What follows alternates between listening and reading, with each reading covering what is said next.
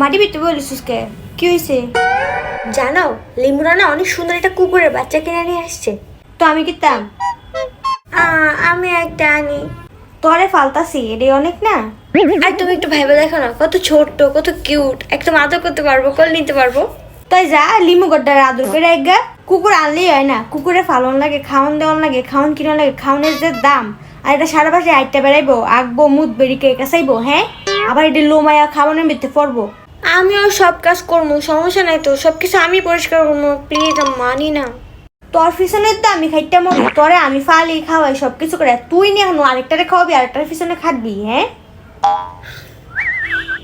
তুই যদি কোনো কুত্তা বিলাই আনস বাসা বিতে, আমি এত যামগা বাইরে তখন দুই কুত্তা মিললে থাইস, আমি থাকতাম না তগো লগে। বাসার ভিতরে কুত্তা লয়ে আইবো, সারাদিন এটারে গাটবো, ঠিক মতো আত্মা তো ধুতো না। কুত্তার বাচ্চা নিজের খেয়ালই রাখতে পারে না, হয় নাকি আবার কুত্তা কিনে আনবো। আম্মু, আমি কিন্তু তোমারই মেয়ে।